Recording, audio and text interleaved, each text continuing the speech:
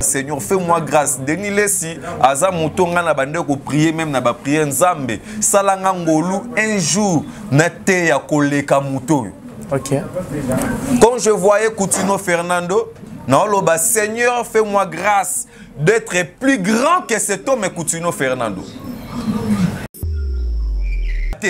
Yo kende kondima libala bo deuxième bureau, pourquoi? Mutu nyonso oyo akota libala bo deuxième bureau. Na ebite maman na bino za deuxième bureau. Voilà. Mutu nyonso oyo akota libala bo deuxième bureau. Place na ye ezali na lifelo. OK. Il ira en enfer. Bato ebele mususu lelo omona leki abomi yaya po yaya botiba na basi ebele ke ye po herba na basi na bakoya kobala bango po leki atika la ko bénéficier na mboko. Donc ce sont des choses où ezali ko se passer même dans des églises. Omona que noter c'est vraiment un problème. Pasteur Kass, il doit vraiment marcher conformément à la parole de Dieu. Donc tu sais quoi, simuler ses repentures envers Jésus, ce n'est pas seulement le fait de parler. Juste avec l'attitude qu'on peut avoir devant notre Seigneur. Les alliés côté, ça automatiquement c'est ce qu'on veut lui dire. La femme sait s'excuser auprès du Seigneur. L'enfer, c'est une réalité. Tout celui qui n'obéit pas à la parole de Dieu ira en enfer.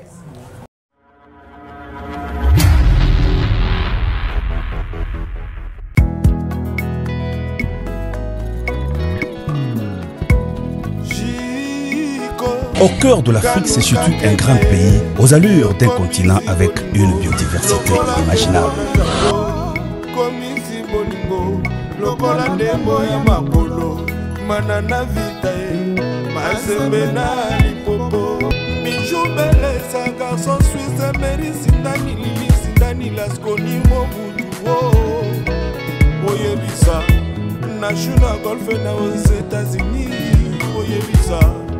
Manix Mamina, Kistopea, Oyebisa, Onete, Ele Bouveo, Oyebisa, Milanu, Odase, Oyebisa, Louis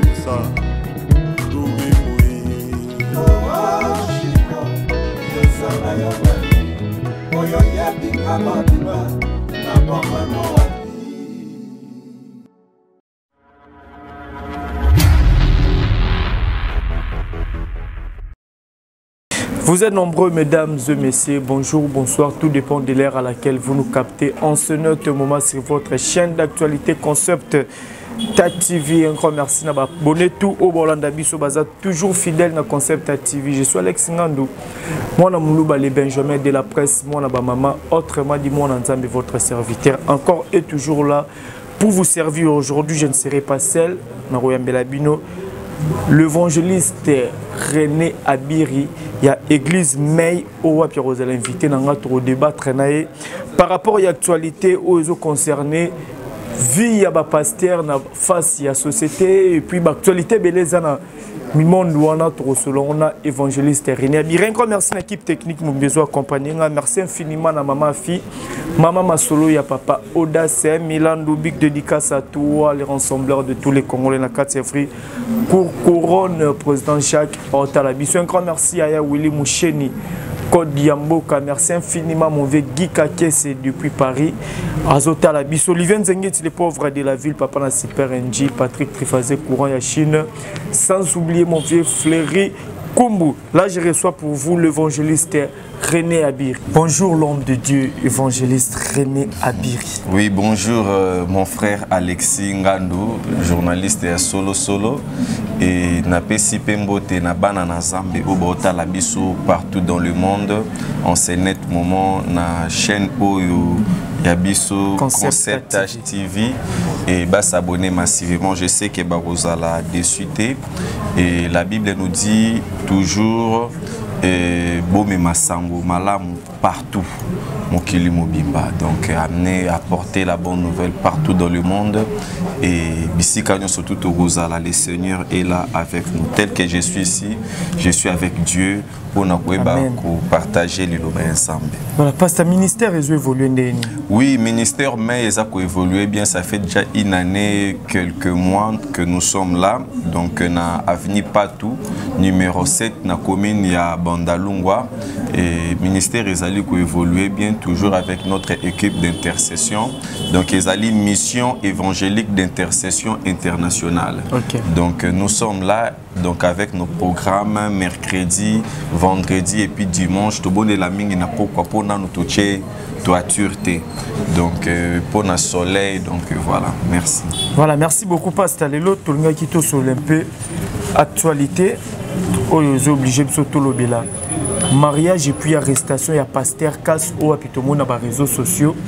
Pasteur Kobala, plusieurs femmes. Et puis il y a plusieurs femmes en Wazobala, Mingi Bazab.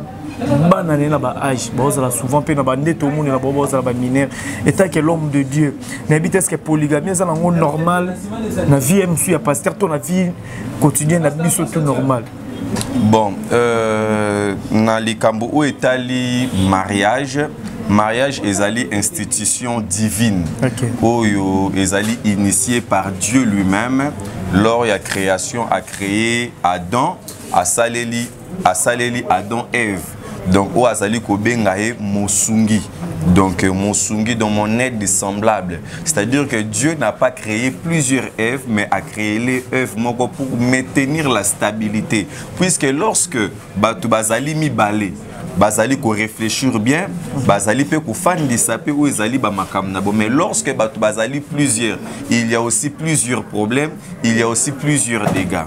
Et alors concernant le mariage, ce qui est une institution divine, mais sinon ko bala ndenge tozali komona na pasteur Kasa zali ko sala, ezali comportement moko o vraiment ngai René Abiri personnellement nazali ko déplorer yango puisque biso batu na mukili tozali na ndenge na biso tomonelelaka mutu moko te na sena mukili azali na thermomètre ya koyebaka malamu na mabe o mutu azosala puisque bato ebele ba minimizaki David kotala ebwe na misu que non un homme qui est court qui reste dans la forêt en train de protéger des brebis ainsi de suite mais na misu ya Nzambe voilà pourquoi Dieu a dit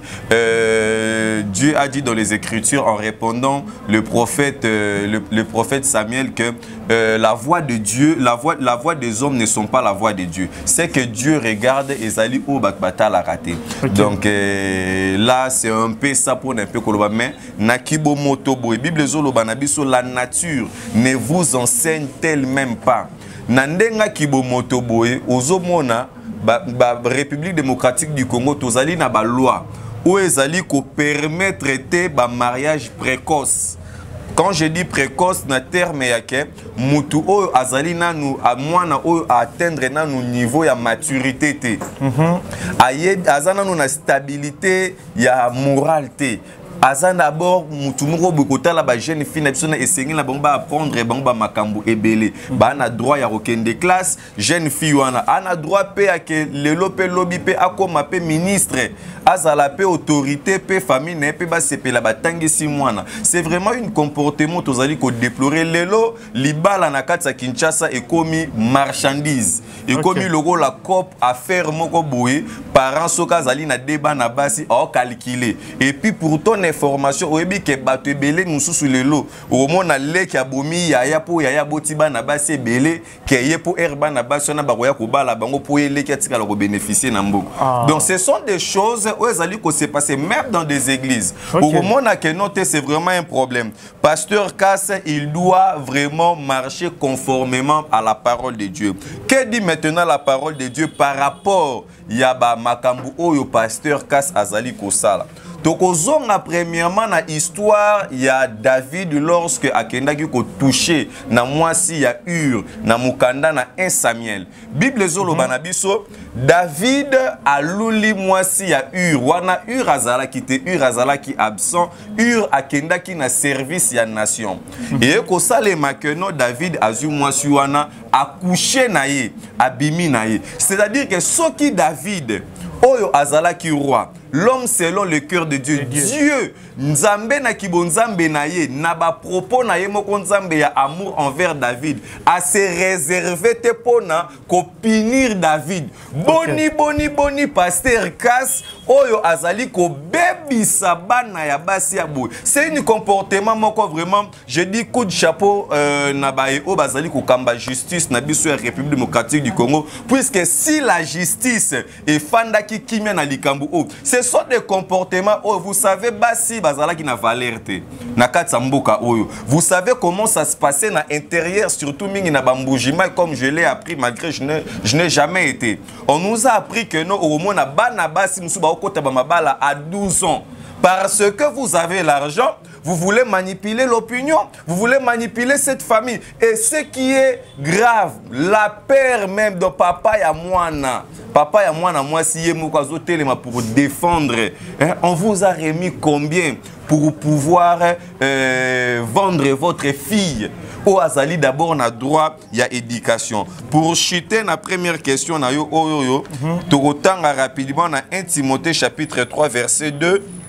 Verset 2 à 5, Ezali Mokaba passage biblique notre journaliste voilà, 1 Timothée chapitre 3 verset 2 à 5. Le journaliste Junior Ukoma qui avait utilisé ça, donc je vais toujours revenir sur ça pour essayer un peu d'éclaircir. La Bible nous dit ceci. Il faut donc que l'évêque soit irréprochable. Qui est l'évêque qui doit être irréprochable? C'est lui qui a une fonction, c'est lui qui a un rôle. Un évêque, c'est celui qui se tient devant les gens, c'est lui qu'on appelle un ancien. Le rôle d'un ancien c'est un pasteur. Bible zoloba, un berger azalakanakan. Non pour semer des désordres, mais pour maintenir de l'ordre. Monsieur Cass, à ce qui concerne votre comportement. Vous savez, il y a un proverbe qui dit toujours ici à Kinshasa,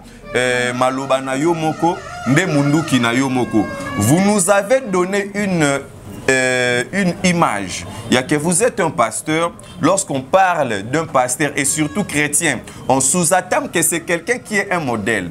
Avec ce comportement, Jésus n'est pas même d'accord. Jésus, exemple pour Nabiso, avec la polygamie. Voilà pourquoi dans le livre de Jean chapitre 8, lorsque une femme qui était surprise en adultère, aux Hollandais, Jésus n'a pas encouragé, puisque la femme là, on lui a surpris. Aux Hollandais. Et Jésus a condamné cet acte. Ce n'est pas que Jésus a vu moi a épargné été. Oui, à sali erreur. Sur l'autre attitude, il y a moi suana. Donc tu sais quoi? Simuler ses repentures envers Jésus, ce n'est pas seulement le fait de parler. Juste avec l'attitude qu'on peut avoir devant notre Seigneur. Les alliés côté, ça automatiquement ce qu'on veut lui dire. La femme s'est excusée auprès du Seigneur. Jésus n'a pas encouragé pour lui dire que va et kende ozongele la mobile ya muninga na yoana. Non, qui va accepter ça? Et Jésus a dit ceci, va et ne pêche, point.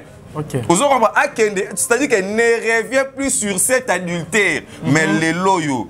Et bien là, pasteur, la Bible, commissi, verset biblique, appui fondamental, il y a bango. Parce que je suis un pasteur, na bimarana basi abatu, na sala kabouena ba jeune fille, je me suis fait retrouver na verset biblique pour appuyer. Lorsqu'on va me demander, tu vois, un tel a fait ça dans la Bible, ou dans la Bible il est écrit, tout ça là, non. Ne prenez pas la Bible pour nous appuyer ou pour couvrir nos erreurs, nos péchés. La Bible, c'est la parole qui est sainte. Nous prêchons la parole qui est sainte et on doit aussi vivre comme des saints, comme l'a dit le Seigneur Jésus. Voilà. Marié d'une seule femme. Marié d'une seule femme. Marié d'une seule femme. Là, je vais encore retourner dans Mukanda et Genèse chapitre 24, verset 3. La Bible nous dit, Abraham, Azali, notre père de la foi. Oh mon Dieu. Abraham qui est notre père de la foi. Oyo azui serviteur naye. Atindie na mission. Akende kolukele la mwana naye Isaac Mwasi.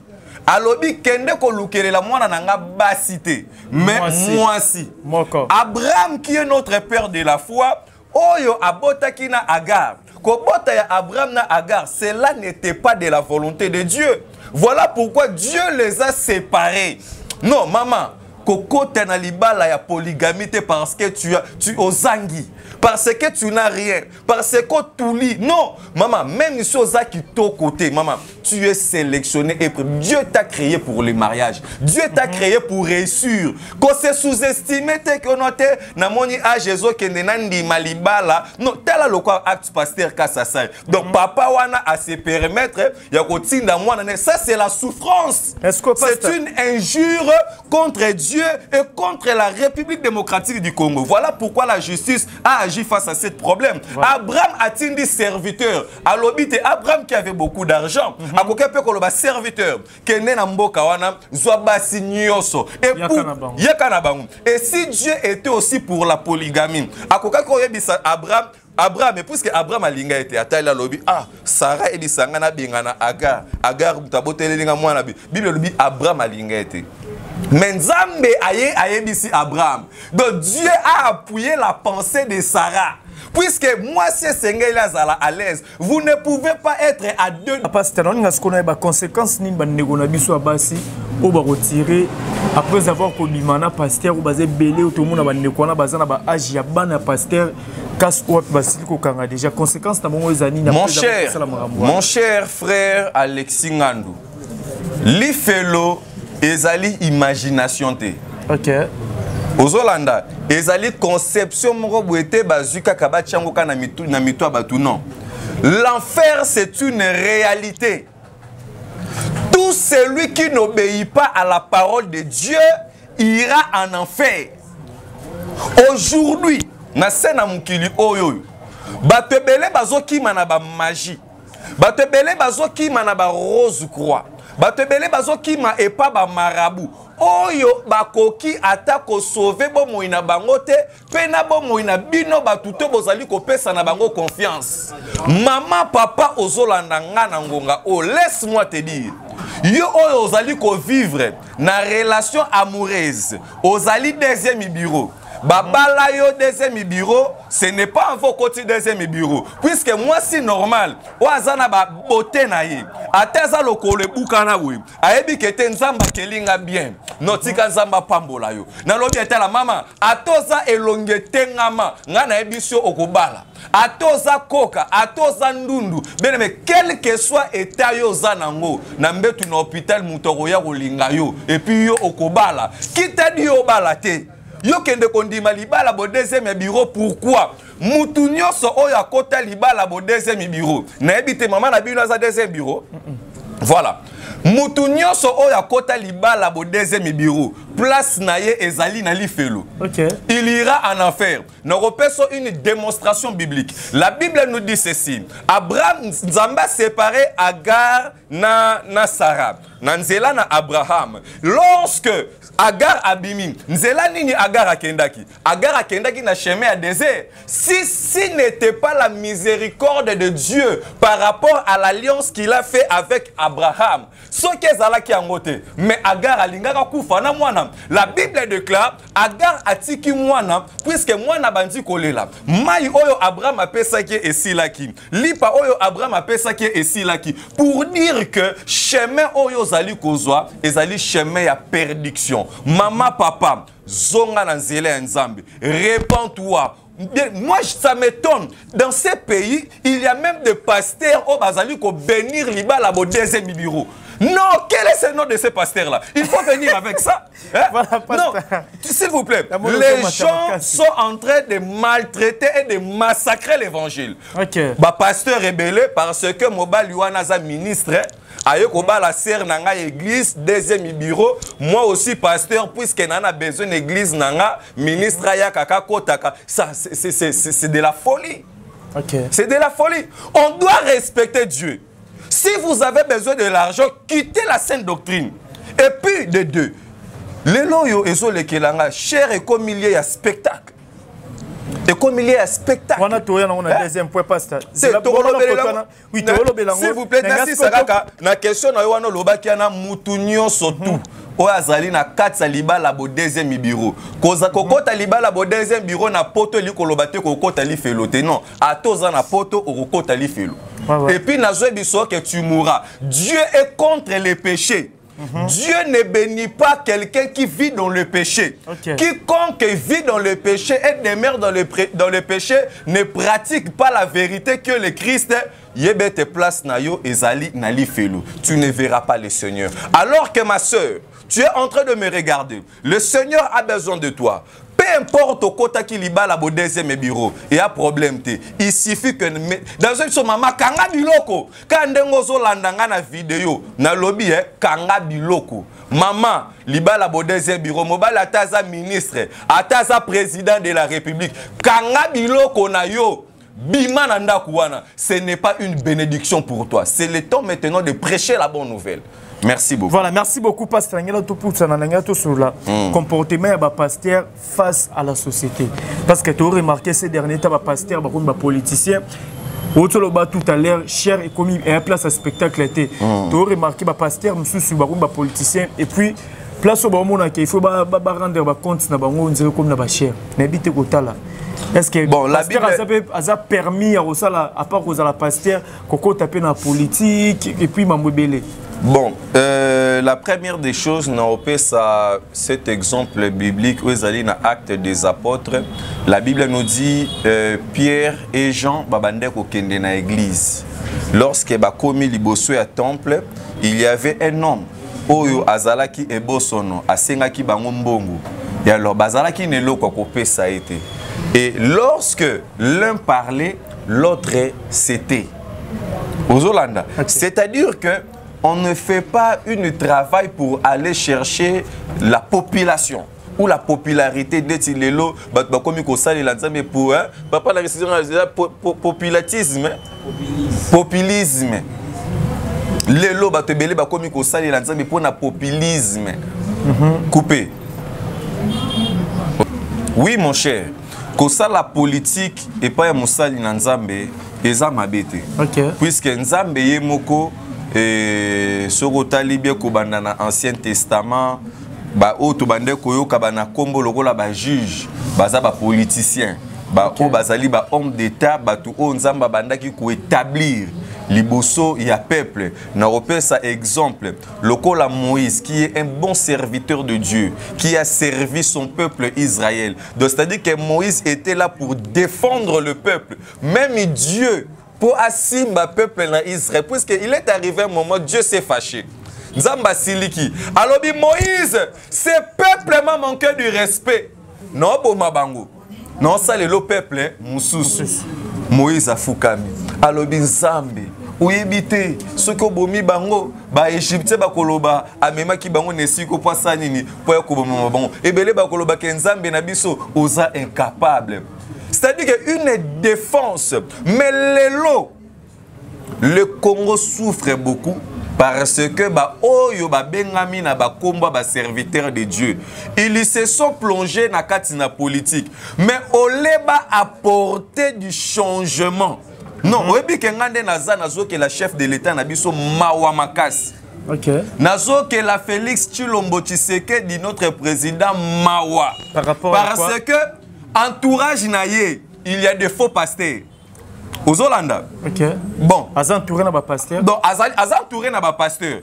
Le sokotali bien beaucoup de chrétiens o ba sambela na ba église, ba poussani pembeni naïe en donnant de bonnes images que nous tokosala bien. Pendant les 5 ans passés, si vous avez été là, vous les pasteurs, pembeni a Félix Tshilombo Tshisekedi, vous avez fait quoi? Est-ce que vous savez combien de fois le peuple, oui, tu as voté Félix Tshisekedi, tu as voté Félix Tshisekedi parce que vous avez parlé de Félix Tshisekedi, c'est parce que nous l'aimons. Il est d'abord dans notre cœur. Mais faire la politique n'est pas aller faire couler le sang des gens. Si Dieu vous a fait cette grâce-là, des hommes de Dieu. Il y a que bozala ba politicien, bozala ba député, bozala ba président, il y a ba assemblée nationale ou ba assemblée provinciale ou ainsi de suite. Ce n'est pas en fait que Dieu vous a établi dans cet endroit. Là, je vais encore revenir dans le livre de Esther. Lorsque il y a Mardoché, Naman a commis koluka, Aman a commis koluka koboma Mardoché, et puis na peuple na Israël. Bible zoloba Mardoché tindeli Esther message.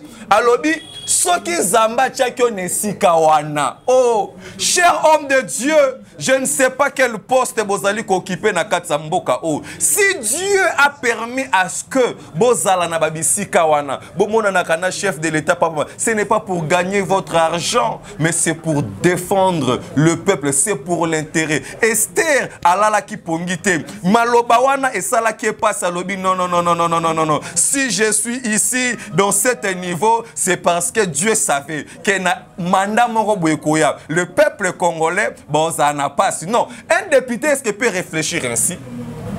Est-ce que va gouverner, va député, est-ce que va réfléchir que si Dieu, non, ma soeur, mon frère, ce n'est pas parce que oui, peut-être cause à la au tricot, si va moyen pour élire, c'est pas grave. Mais ba musu bazapi ba pesi ba mbongo kolekayo, mais ba élire bangote. Ozolanda, ba misusu kutu ba yibaki même ba machine à voter, mais ba zui pété. Mais si Dieu t'a fait une grâce, il y a qu'au côté d'une assemblée provinciale, une assemblée nationale, aux ala élu président de la République. Mais c'est parce que Dieu sait que ce peuple a un problème ou à laquelle il faut faire sa solution. Ceux qui Mardoché ici Esther, ceux qui ont fait cette solution, Nzambe moko ayebi ba formule. Solution kouya puisque nzamba ba multiformule. Chers collègues, chers frères, serviteurs de Dieu, Dieu vous a fait grâce d'être là. Ce n'est pas pour aller participer na katsa kuyi baba mbongo. Le loyo ebele ba pasteur azalaki pasteur azalaki na politique ité. A côté na politique a komi master banganga. OK. Ole pasteur a changé ba politicien. Ba politicien ba bongoli si pasteur ne change. Ba changer pasteur ba détourner pasteur na vision. Pasteur a commis koya na chair a commis ko présenter ba griffe. Vous blaguez avec la chair. La chair, c'est un lieu de présenter Christ et non nos habits. Parce que le roi est manqué et comme on disait moi ça me dépasse mon cher ami. Un pasteur, si Dieu t'a rien dit, mais pourquoi Dieu m'a dit, Dieu m'a dit, ok, vous savez avec Dieu m'a dit, combien de foyers est Panzani? Combien de divisions est Salemi? Moi, un jour, j'ai été déjà victime. Non, pas sa témoignage, mais heureusement, le message, on appelle ça que pas ensemble. Dieu lui-même m'a protégé parce que c'était son message. Parce qu'on a mis tout, mille questions. Le prophète, le pasteur, on appelle ça un message pour Azo Mekakaka. Nzamba tindi été. Nakutu Nzamba défendra parce que Dieu lui-même m'a dit de parler. Est-ce que vous savez les conséquences? Est-ce que vous savez qu'est-ce qui peut vous arriver lorsque vous parlez quelque chose que Dieu ne vous a pas dit? Au lieu de présenter Christ du haut de la chair, vous présentez biso lokola musuna yoka ki débat, fona loba yango débat, ya faire na fali, oye na chair hotel mi bandemi, ngana lingara faire na lingara fali te. Est-ce que c'est normal? Vous venez à la chair faire vos comédies? Non, vous avez besoin de faire la comédie. Allez, ne blaguez pas avec le peuple congolais. Vous savez, je vais nous rappeler une chose. Mobutu, avant Akoya, Mobutu, eza kolela ya peuple congolais. Ok. Oui, Baranzembu wana Marie Missa Moyema, makila ba congolais, misunya ba congolais comme bitenya yeso lobini. Oui, Baranzembu wana soyemba pourquoi? Atala étude. Et l'autre qui misa Mobutu na mboko ezali peuple ba fukama. Batu ba gumba ba mabolongo. Dictature eleke makasi. Souffrance comme makasi. Peuple leli et nzamba tindi sauver. Comment na elongia musée ezaka juste chemin o fala ki Tshisekedi moko boye aya azwa pouvoir pour peuple na ngai bazala na kimia. aux Hollandais. Donc c'est un peu ça. Donc bah pasteur va continuer la politique et ça m'a bêté. Dieu n'est pas contre la politique. D'ailleurs c'est Dieu lui-même qui établit. Na ba magistrat, ba juge, on leur doit beaucoup de respect. Pasteur, vous allez na cadre sa politique, banga nzambe. Banga nzambe, banga peuple. Oyo yo zali côté puisque biso tout tinzo ne sikawana. Sala pe misala malamu se comporter digne. Loko la musali na nzambe. Ezala te ke loko lozala ki piaka, ozala ki na comportement mususu. Le loko mi na bambongo, okomi pe na identité mususu. Et puis na osenga na peuple de Dieu va faire très attention na ba magicien o lelo va se transformer en pasteur, en prophète, ainsi de suite. Na mikoleko ya je vais ouvrir. On a développé pasteur poto ceux qui ça, na to ceux qui ça na ba pasteur musicien. Que bi que Bible ebisi biso koyemba ezali ko sambela deux fois. OK. To boya ngote pasteur. To chité awa déjà à faire pasteur musicien. To bi que koyemba ezali ko bondela deux fois. Mais oyo biso peuple congolais to bana na nzambe to remarquer musique même ya ba pasteur ango on dirait honorer peu vraiment sous nzambe te pour tous autres exemples moko kaka ya prophète de Niles genre il y a 10 quand tu connais c'est la biso pétage peut-être que l'homme de Dieu kotala un prophète de la nation pour ça la genre il y a musique il y a beaucoup puis ba genre il y a ba clip wana et vitesse que ça éducatif pour notre peuple ya nzambe to salon peut-être pour gagner de l'argent pour un intérêt privé na moko. Bon Naroloba était pasteur de Nilesi, c'est vraiment un grand prophète, hein? Donc c'est vraiment un prophète. Quoique nous avons prophétisé pour Nangate, nous avons occasion de répéter, mais j'ai vraiment beaucoup de respect à sa personne. Et puis pasteur de Nilesi pour Batbaye Bete Azali, moko ba idole nanga. Donc on a mélangé vraiment le pasteur, notre archevêque Coutinho Fernando. Et alors, Nazala qui vraiment n'a beaucoup d'estime, il y a qui n'a pas ah Seigneur fais-moi grâce. Denis Lessi, Aza Moutonga n'a pas de prier même n'a pas prié Nzambe. Salanga ngolu un jour n'a te ya koleka muto. OK. Quand je voyais Coutinho Fernando, n'a Seigneur fais-moi grâce d'être plus grand que cet homme Coutinho Fernando. Mais, comment on a une vidéo, il y a pasteur, prophète Denis Lessi, na boîte, na ba fille à moitié nue. Na moni ba vidéo. Mais le Seigneur, Jésus-Christ, oui, à l'obi que ayaki po na batumalam te ayaki po na batumabe. Et ça m'a bêté. Azalaki na batumabe, mais batumabe, Jésus, lui, Jésus ne pratiquait pas babiloko o batumabe, babandai ko sala. OK. Ozolanda, Jésus azana na zaché. A koti na ndaku ya zaché. Balobi ke tala muto ya mibenga ka monsantu, mais a koti na ndaku ya muibi. Mais Batu baloba qui était nulle part dans la Bible, on a dit que Jésus aussi était un voleur. A koti na ndaku ya voleur pour abongo lisae mutema. Et non pour y akoma ko pratiquer ba acte ya vol. Et prévane, Zaché, azui ba mbongo o ayibaka, ayeki ko pesa ngo Jésus te. Azui mbongo wana ke osani ake ko distribuer yango eza manière ya répatance. OK. Ce n'est pas Zaché qui a changé Jésus. Je vais encore revenir. Jésus-Christ qui est notre Dieu, affrontement avec Satan, le diable dans la montagne. La Bible nous dit ceci, Satan lui a présenté la gloire de cette terre. Alors, si seulement que tu te prosternes devant moi, c'est-à-dire que je te le donne. Jésus il a résisté contre lui. Il était avec lui. Mais à Sali Makambounaye, mais Lelo et Kamouisingaï, pasteur Denis Lessi, Koyemba Banzembu, ainsi de suite, ils allaient comportement moko oyoyo. Ko s'approcher pembe nya fallait lui kolobate ke yo po bongwana. Po nanga na monya ngweza lokola eza envie. Et puis pour aller plus loin, pasteur, s'il vous plaît, et pas nangeza lokola envie. Eza ko envier. Donc c'est-à-dire que ozalaka pembe nya fali poupa. Le rôle a fallu à un succès, yo yaki pembe nya fali pasteur.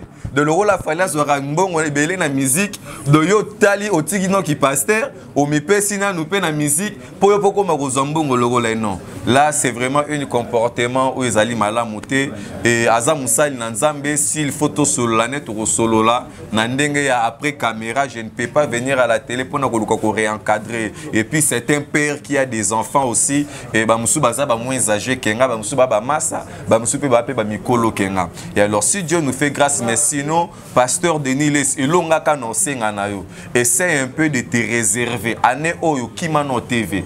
Okay. Ceux qui vidéo côté en internet ils à la cause na cher ceux qui posent appel na cher ko ki pepe ba pasteur mususu te zongela ka nature na yo wana. Vous savez, Denis Les Aleki, il était effacé. Pendant que Batbakani sait qu'il est effacé, c'est dans ces moments-là que Dieu travaille maintenant avec lui. Mais Yesuko Amibimi, si tu sais, avec Dieu, Dieu travaille avec des gens qui se cachent. Okay. Si tu ne sais pas comment te cacher, hein, le diable va venir t'affronter. De l'inga où se cacher. Et après, Nzambassani. Donc c'est un peu ça on a koloba concernant ça hein? Donc voilà, merci. Voilà, merci beaucoup pasteur, nous sommes arrivés à la fin. Merci beaucoup Alex. Okay. OK. Et puis rappelle qu'il y a un programme, il y a ministère Ndenge évolue. Voilà, ba maman pe ba papa nangai, bozali kolanda ngai partout dans le monde. Mabe na mukili ekoti mingi. Ba te belé bazoe baté, ba kende na gauche, to ba kende na droite. Ebele to kutani na ba makama ebele kaka toujours na nzela liloba nzam. Na kosenga na biso to sambela nzam, to luka le vrai Dieu. To gumba mela babike côté, ba pesa o maïté, ba pesa yo mungwate, ba pesa o huile d'olivité. Le nom de Jésus suffit pour la solution d'un problème aux anons. La Bible me dit que les apôtres dans Luc chapitre 10, les disciples à Jésus, évangile. Jésus leur avait envoyé en mission. Lors de leur retour, Jésus avait eu de plaisir. Lorsqu'Azoyo Kabaye Kolibabi dit Seigneur, même les esprits impurs se sont soumis en nous à ton nom. Donc, se soumettre et pas nabiso na kombo na yo. Se soumettre na makité. Se soumettre na ba pratique occulte, mais se soumettre na kombo ya Jésus. Une légion de démons s'est soumise à la voix du Seigneur. Même l'eau et le vent peuvent être commandés et dirigés par le nom de Jésus. Il suffit que de mettre la foi et la solution est là. Ma soeur, mon frère, je ne sais pas le cas ou l'état où tu te retrouves, mais laisse-moi te dire, avant Tossi Lissambulo, solution ezoya na problème na yo solution même à l'instant si tu crois ça maintenant ezio pesiko tu as besoin de la guérison tu es là dans l'hôpital quel que soit le résultat non c'est un résultat docteur a payé sur l'hôpital d'ailleurs ne prends plus le médicament qui s'y a solo c'est le nom de Jésus c'est le nom de Jésus moi-même je suis témoin de ma vie ba boakelanga hernia ko boaka faites attention kindokeza ba balinga abisote na sena mukilio baza ba boakelanga hernia ko boaka mama na gumba mabolongo nanga na tombola maboko likolo na lobi Seigneur si tu me laisses est-ce que quelqu'un peut commencer déjà à prier pour son problème? My God, par le nom de Jésus, par le nom de Jésus, sois guéri au nom de Jésus. Amen. Amen. Merci beaucoup, Pasteur Nedi, qui nous a vraiment édifié. Voilà. Révérend René Abiri, Nicolas Zoya, vous allez toujours scotcher dans Concept TV. Quant à moi, je vous dis déjà bye bye. On se retrouve à la prochaine. Ciao. Merci.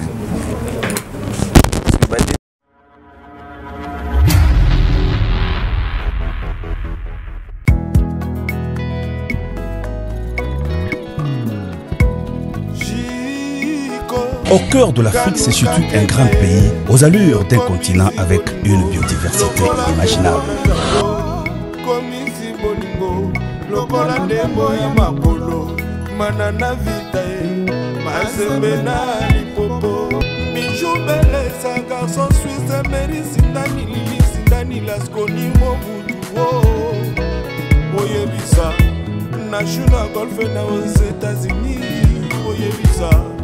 Manix Mamina, Kistopé, Oyebisa, Onete, et les Bouveo, Oyebisa, Milanu odase oyebisa Louis Chiko Yesana Yabani Oyo Yebi Kamadiba Na Pamano